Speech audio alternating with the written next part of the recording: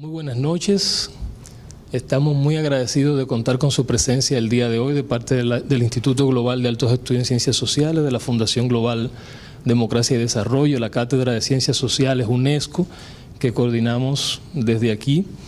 Y en este momento, sin mucho preámbulo, yo voy a dar la palabra a nuestro rector, el doctor Marcos Villamán, quien compartirá con nosotros las palabras de bienvenida. Bueno, buenas noches a todos y a todas. Darles las gracias porque nos acompañen en esta ocasión. Las gracias porque esta actividad siempre va como creciendo en el sentido de interés hacia la sociedad o de la sociedad. Es una práctica que es de las cosas buenas que hace el área de investigación del IGlobal. El año pasado yo no dejo de decir que hubo una cantidad importante de coloquios y casi todos con mucha participación de temas siempre muy relevantes socialmente, y creo que este año vamos en la misma dirección. No somos tantos en esta ocasión, pero somos buenos, y eso es lo importante. Y el tema que se va a abordar es un tema sumamente relevante. Todo el tema de la confianza y la institucionalidad está en el debate contemporáneo de las ciencias sociales y de la política, y en el país es un tema muy significativo que en foros diversos se está abordando. De manera que qué bueno que estamos acá y que estamos en la posibilidad de conversar, de discutir esta temática y otras más en ciencias sociales. Yo agradezco a los expositores, a la licenciada Ana María Fernández González. Yo no la conocía, ella es economista y socióloga, es una combinación muy inteligente y que esperamos que nos ayude a comprender este fenómeno. Y esperamos que nos siga acompañando en otras ocasiones también para poder discutir y analizar esta temática. El doctor Leopoldo Artiles, aparte de un gran amigo, un sociólogo eminente de República Dominicana, que se ha dedicado hace tiempo a trabajar estos temas de la cuestión institucional, la cuestión de la institucionalidad, la cuestión de la confianza, de los actores sociales, etcétera. O sea que ellos dos van a hacer, creo, un panel muy bien complementado entre uno y otro, que nos va a ayudar a entender cómo andan estos temas en República Dominicana y cómo pueden ayudarnos a comprender mejor lo que pasa hoy en el país. De manera que disfrutemos estas exposiciones, que ellos nos ayuden a comprender estos fenómenos y que sigamos encontrándonos en esta casa que es la suya, en otros temas también de relevancia para las ciencias sociales y la investigación social. Bienvenidos y buenas noches.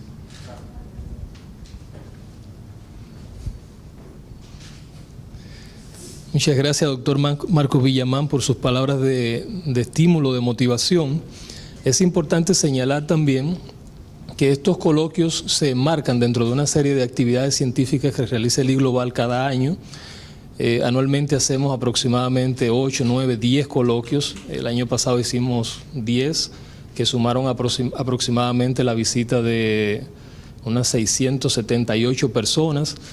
Y ello se enmarca al mismo tiempo en lo que es el Congreso Transdisciplinar del Caribe.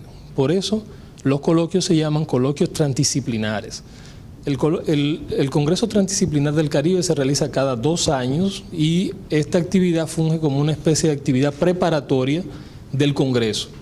La suma de coloquios que nosotros realizamos, más otros paneles que también se realizan, suelen también presentarse en el marco del Congreso Transdisciplinar del Caribe.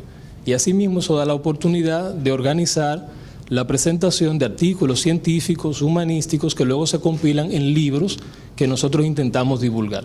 De modo que se trata de una actividad que pretende no solo convocar a la comunidad académica dominicana, a la comunidad científica, a la comunidad humanística para discutir temas de relevancia, sino también que al mismo tiempo pretende sacar hacia afuera muchas de estas cosas que nosotros hacemos. Con mucha frecuencia nosotros escuchamos decir que nosotros los dominicanos aquí adentro en la República Dominicana casi no hacemos nada a nivel científico o a nivel humanístico.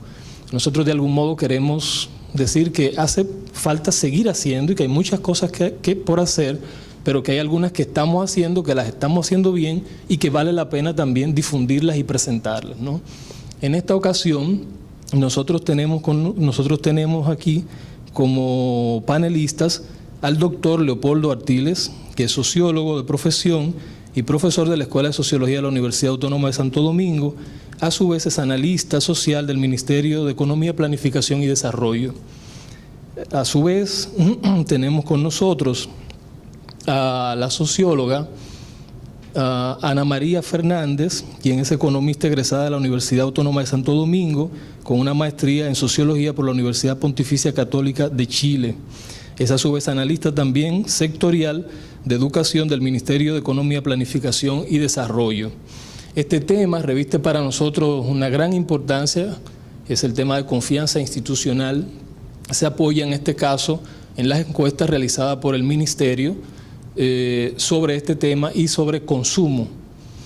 Este tema es de vital importancia, pues cuando nosotros observamos los indicadores de confianza institucional a nivel de América Latina y sobre todo en nuestros países, nosotros solemos encontrar una cierta desfase en la relación que existe entre ciudadanos e instituciones públicas, lo cual muchas veces tiene una implicación en la forma en que estos perciben a las propias instituciones públicas. De esa manera, nosotros vamos a tratar de profundizar hoy con las exposiciones de ustedes y con la sesión de preguntas y respuestas de parte de los aquí presentes en este tema.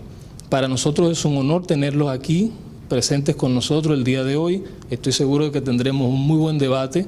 De entrada le estamos muy agradecidos y sin más preámbulos, entonces vamos a dar paso a las presentaciones que ellos nos traen. Muchas gracias. Buenas tardes. Antes que nada, en nombre de Ana María Fernández y el mío propio, gracias por asistir a este coloquio, en el cual nosotros vamos a hacer una presentación basada en lo que en el Ministerio de Economía, en su unidad asesora de análisis económico y social, llamamos textos de discusión.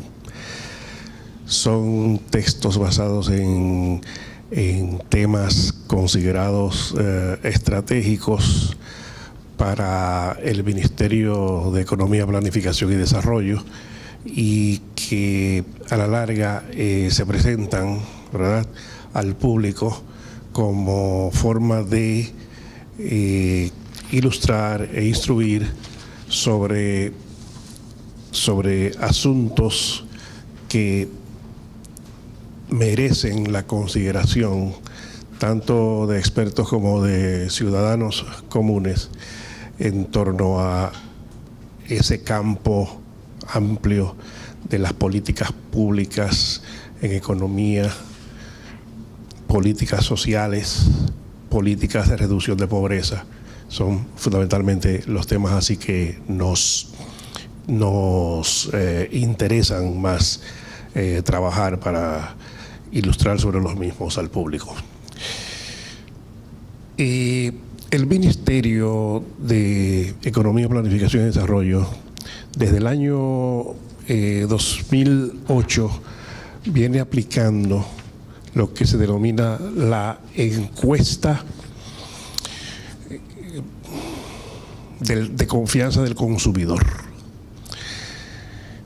Es una encuesta que, de alguna manera, vamos a decirlo así, le toma el pulso al consumidor, inquiriendo sobre las percepciones que él mismo tiene sobre diversos aspectos de la vida económica y diversos aspectos de la marcha del mercado, ¿no? Cosas tales como, bueno, ¿qué usted cree sobre los precios? ¿Cómo van? ¿Está el consumo de bienes así básicos bien cubierto con los ingresos que se tienen, etcétera, etcétera? Bien, entonces resulta que desde el año 2009 se nos ocurrió a un grupo medir algo más que la confianza del consumidor en indicadores del mercado y de la vida económica. En ese entonces estábamos trabajando en el diseño de la Estrategia Nacional de Desarrollo y hubo un momento en el cual, cuando nos estuvimos hurgando sobre el problema institucional, que en la Estrategia Nacional de Desarrollo ocupa todo un eje, el primer eje, ¿no?, sobre administración pública, descentralización, sistema político, sistema de partido, municipalidad, ¿no? Confianza, transparencia. Cuando estuvimos entonces hurgando en ese eje, dijimos, bueno, ¿por qué no aprovechamos la encuesta del consumidor y le incorporamos un módulo sobre confianza institucional? Entonces empezamos a revisar, por ejemplo, las encuestas que se han hecho internacional y nacionalmente en ese respecto. Nos encontramos, por ejemplo, con la encuesta del Barómetro de las Américas, que tiene precisamente un capítulo sobre confianza institucional. Vimos ahí más o menos qué categoría de la misma nos convenían, ¿no? Lo mismo revisamos el Latinobarómetro, igual. Ambas encuestas más o menos miden la confianza institucional utilizando las mismas categorías. Entonces, más o menos esas fueron las categorías que nosotros empleamos para medir la confianza institucional, sobre todo de instituciones del gobierno.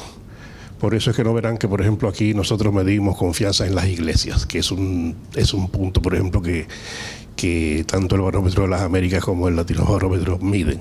Pero no nos interesaba medir instituciones más allá de las del gobierno. Entonces, ya cuando teníamos 14 aplicaciones de la encuesta con estas mediciones semestrales sobre la encuesta institucional, surgió entonces la idea de hacer un texto de discusión sobre confianza institucional. Eso fue alrededor del 2014 que se nos ocurrió, y yo me encargué por lo menos de ver primero conceptualmente qué significaba esto de la confianza, cómo se refleja la confianza en el pensamiento político, en el pensamiento económico, en el pensamiento sociológico, a qué concepto de confianza más o menos pertenece lo que nosotros intentamos medir como confianza institucional. Esas fueron las preguntas que yo por lo menos me hice al principio. Luego, una vez reunida la data, que dicho sea de paso, quien diseñó el módulo con los indicadores es el colega nuestro Antonio Morillo, demógrafo. Entonces, él nos sirvió toda esta data para hacer, ¿verdad?, estas estimaciones de la confianza, y en un momento entonces integramos a Ana María Fernández, que incorporó estas técnicas de análisis de la data, y entonces luego juntos fuimos elaborando, ¿no?, más o menos ciertas ideas y conclusiones al respecto. Vamos entonces, después de hacer esta breve historia de dónde salió todo, a ver entonces esta presentación que espero ustedes puedan apreciar en su justa medida. Esta exposición se divide en los siguientes tópicos: una revisión de la literatura, una descripción de la metodología de la investigación que se siguió y los resultados. Ana María y yo nos vamos a distribuir, ¿verdad?, más o menos equitativamente cada parte.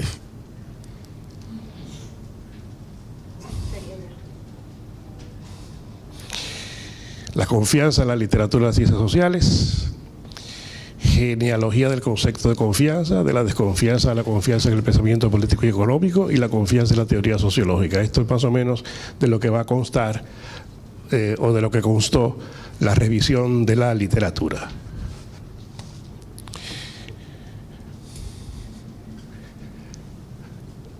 En esta revisión de la literatura que hicimos, nos dimos cuenta de lo siguiente, que desde que en Occidente hubo asomos de teoría política, estuvo presente de alguna manera el tema de la confianza. Claro está, en el primer momento, un momento que nosotros circunscribimos al pensamiento de Maquiavelo y de Hobbes, no es directamente la confianza lo que aparece, sino la desconfianza. Hobbes y Maquiavelo eran un tanto pesimistas respecto a lo que se podía esperar del ser humano y, por lo tanto, el ser humano es fundamentalmente un ser pecaminoso, un ser que está de alguna manera manchado, ¿no? por ese origen. Entonces, ellos, cuando tratan el tema de hasta qué grado confiar en los hombres o en los seres humanos para los fines de viabilizar o legitimar un determinado régimen, un determinado gobierno, ellos se mueven hacia la toma de consideración fundamentalmente de la desconfianza. En otras palabras, desde el punto de vista del gobernante, desde el punto de vista del príncipe, del rey, ellos asumen que no es la confianza en los seres humanos lo que ha de determinar la orientación de una acción de política o de gobierno, sino más bien la desconfianza por ser el hombre lo que es. Como el hombre es intrínsecamente malo, entre comillas, estas son palabras de Maquiavelo, ingrato, voluble, simulador, cobarde ante el peligro y ávido de lucro, ¿no? La garantía del cumplimiento de los pactos está dada por la existencia de un poderoso tercero, por ejemplo el gobierno, al cual por la vía del miedo logra disuadir a quien se siente tentado a quebrantar los pactos. Esto resume de alguna manera tanto la idea de Maquiavelo como la idea de Hobbes. Hobbes, en su texto El Leviatán, precisamente, asume la idea de que para usted garantizar la obediencia de los hombres a los pactos, a los contratos, tiene que haber un tercero, en este caso el gobierno. Metafóricamente Hobbes le llamó el Leviatán, que debía mediante el miedo disuadir a los hombres de que rompieran los pactos. Por lo tanto, aquí la confianza, si la hay, no está depositada en los hombres como tal, estaría más bien depositada en ese tercero que va a ejercer mediante el miedo la autoridad. Vemos entonces que, siguiendo más adelante con otro pensador, en este caso Montesquieu, francés, ¿no? Este señor sí le va a abrir un cauce a la confianza. Él dice, por ejemplo, en El espíritu de las leyes, algo como lo siguiente: un príncipe debe conducirse con sus súbditos no mostrando recelo, sino con candor, franqueza y confianza. Si el rey lo supiera, exclama el pueblo.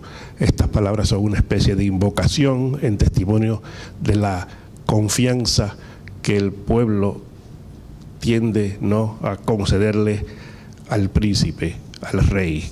Esto todavía se nota hoy, que ante situaciones que pueden generar dudas sobre la transparencia o sobre determinados manejos en el nivel del gobierno, la gente tiende primero a culpar a los funcionarios que rodean al gobernante, pero no le cae directamente al gobernante. Por eso es que Maquiavelo, ¿verdad?, aconsejará que el propio príncipe, el propio rey, tenga confianza en su autoridad y muestra que le tiene confianza al propio pueblo. Estas expresiones ya revelan cómo, como fuerte de la confianza entre autoridades y gobernados, al propio gobierno, que en la primera fase de la teoría política aparecía como fuente de temor a fin de garantizar el respeto a la ley y los pactos. Pero el momento, a nuestro juicio, que ya abre del todo en el discurso de las ciencias sociales, en el momento de su fundación, al tema de la confianza, es el momento de la economía política. Adam Smith es quien inaugura definitivamente una visión positiva de la confianza. Al igual que Montesquieu, Smith considera al propio gobierno como una fuente de confianza, pero también extiende dicha noción al más amplio campo de las relaciones sociales, sobre todo las que se manifiestan en la esfera de la economía. De ahí que Smith afirme: el comercio y la industria rara vez florecen durante mucho tiempo en un Estado que no disfruta de una administración regular de la justicia, donde el pueblo no se siente seguro en la posesión de sus propiedades, donde el cumplimiento de los contratos no está amparado por la ley y donde la autoridad del Estado no se ocupa regularmente de obligar a que paguen sus deudas todos aquellos que pueden pagarlas. En suma, el comercio y la industria no pueden progresar en ningún Estado donde no haya un cierto grado de confianza en la justicia. En otras palabras, ya no es el miedo al gobierno o a la justicia lo que obra, sino la confianza. Para Adam Smith, entonces, hasta la variación en los salarios depende del grado de confianza atribuido a la profesión u oficio.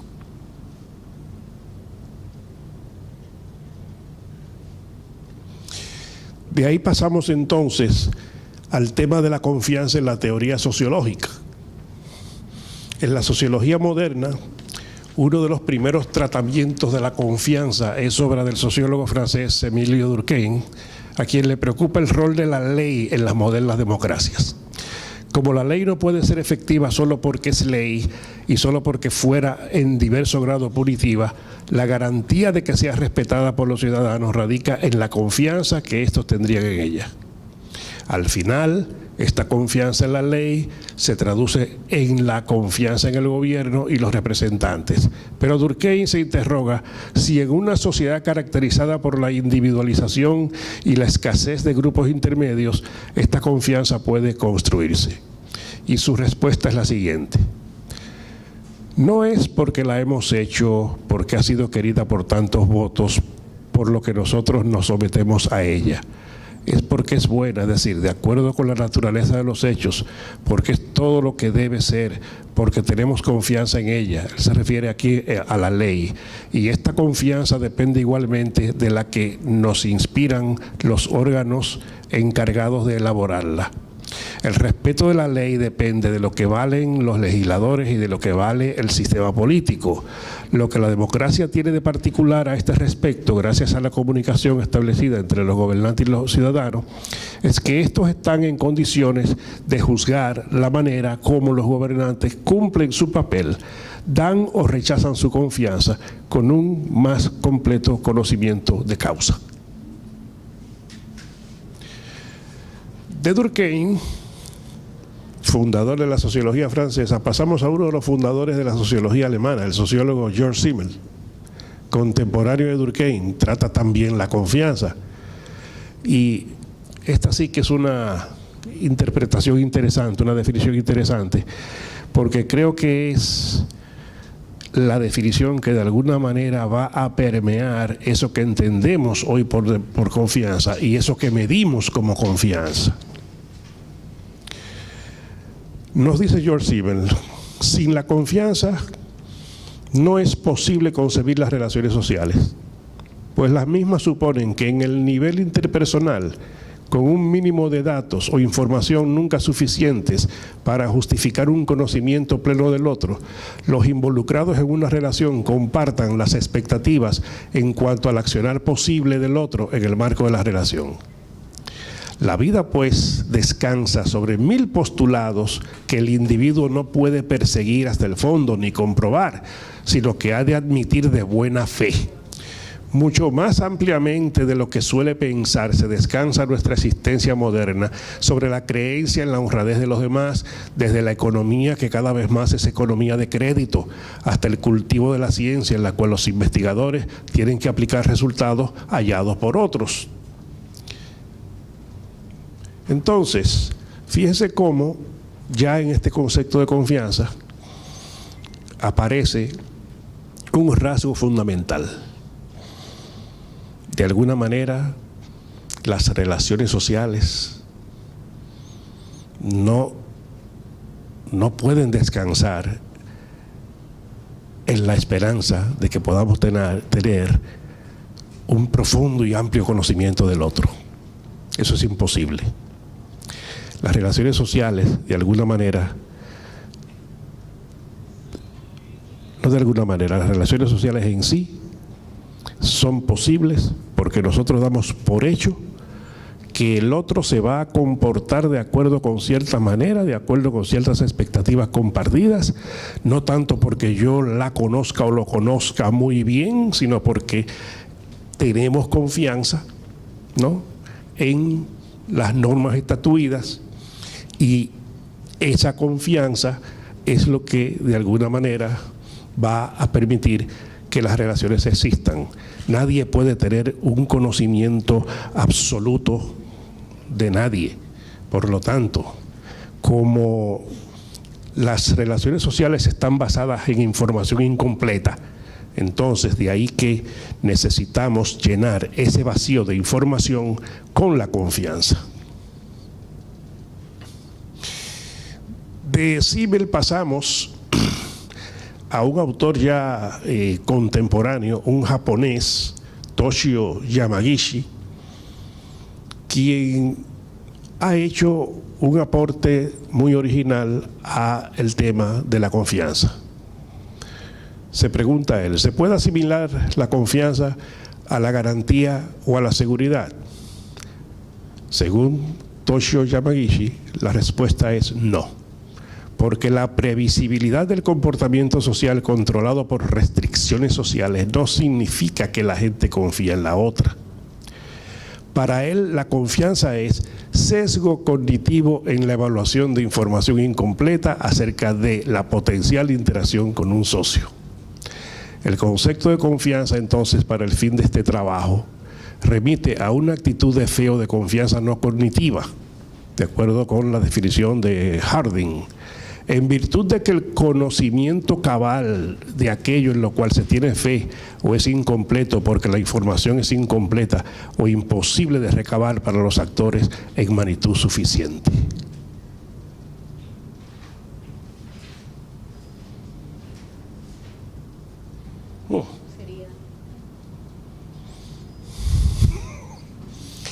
Pasamos entonces ahora al momento de la metodología que seguimos. Te dejo la palabra a Ana María. Buenas noches. El texto de discusión, como bien había acotado el señor Artiles, es un texto que se basa principalmente en la encuesta de confianza al consumidor que levanta el Ministerio de Economía, Planificación y Desarrollo en coordinación con Gallup. En el fondo lo que se hizo fue lo siguiente. De por sí la encuesta contiene un módulo que se levanta desde el 2009, donde se establece un conjunto de preguntas relacionadas a la confianza institucional. En este caso, cada uno de los ítems que está dentro de la encuesta indaga sobre aspectos relativos a la confianza de instituciones de 8 instituciones del Estado dominicano. Entre estas incluye el Poder Judicial, el Congreso Nacional, la Junta Central Electoral, las autoridades municipales, las Fuerzas Armadas, la Policía Nacional, los partidos políticos y el Presidente de la República. Ahora bien, cada uno de esos ítems se constituyen en sí como un índice de confianza. Es decir, dentro de los resultados del texto de discusión se hace mención a un índice relativo a la institución Poder Judicial, otro índice relativo a la institución Congreso Nacional. Es decir, cada ítem, al constituirse en un índice, forma una especie de, podríamos decir así, de índices multidimensionales. ¿Qué sucede? Sucede que el índice está constituido por una escala que va de 0 a 200. El 0 indica que no existe ningún tipo de confianza institucional en la persona encuestada dentro de la escala del índice. Y el valor 100 dentro de la escala es un valor neutro. Por debajo de 100 indica un valor desfavorable de confianza y por encima de 100 un valor de confianza favorable. Para el trabajo se utilizaron, como estaba explicando el señor Artiles, 14 aplicaciones semestrales. Es decir, se trabajó con una serie que va desde 2009 desde el 5 de octubre del 2009 hasta el 18 de abril de 2016. ¿Ok? Luego que se trabaja el índice, quisimos afinar el tema del análisis. No solamente es explicar cómo varía el índice en función per se, en función de cada una de las instituciones. Metodológicamente lo que se hizo fue establecer una relación, por así decirlo, en una tabla de contingencia entre el índice de confianza y ciertas variables claves. Es decir, se quiso establecer en términos operativos cómo el índice de confianza puede ser explicado según el sexo del entrevistado, la edad del entrevistado, el estrato social del entrevistado y el nivel educativo, ¿verdad? Y lo que se hizo fue establecer una diferenciación de medias. Por ejemplo, si existe mayor confianza, el nivel medio, de que si existe mayor confianza en las personas entrevistadas de sexo masculino en relación a las personas entrevistadas de sexo femenino. Es decir, se establecieron las diferencias de medias entre las categorías de esas variables.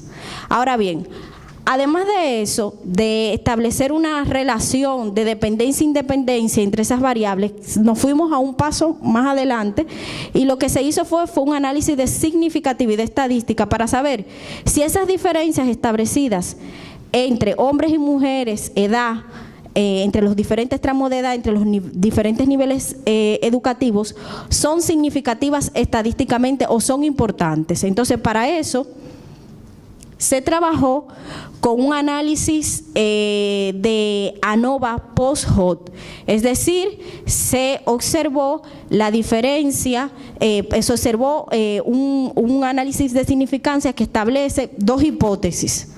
Una primera hipótesis establece de que entre los grupos no existe diferencia, es decir, que entre hombres y mujeres no existen diferencias. Y el test establece que entre los grupos sí existen diferencias significativas entre hombres y mujeres. Lo que se desea con ese tipo de análisis es siempre rechazar esta hipótesis, la hipótesis nula. Es decir, siempre queremos que exista entre los grupos diferencias. Para el trabajo, no se dan aquí en la presentación los resultados de las tablas de contingencia, sino de los gráficos.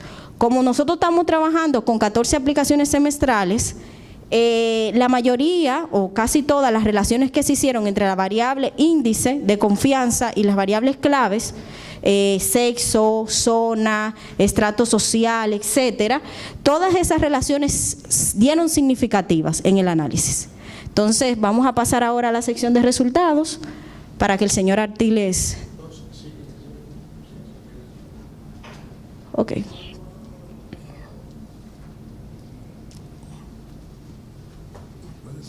Sí. Podemos ver, esta es parte del comportamiento del índice de confianza. En cada una de las aplicaciones semestrales se observa que la mayoría de los encuestados tienen un nivel desfavorable de confianza. Es decir, casi todas las puntuaciones establecidas, este es el índice de confianza per se, sin ningún tipo de cruce entre las variables. Se observa que cada una de las instituciones que conforman el índice, las personas son proclives a tener un mayor nivel de desconfianza. ¿Por qué? Porque los valores dentro del índice están por debajo de 100. Un dato interesante es que el nivel más importante de confianza, que está por encima de 100, que se categoriza como un nivel de confianza favorable, es el presidente de la República, como se observa. Principalmente el nivel más importante se da entre abril del 2013 y bajó un poco a abril del 2016. El nivel de confianza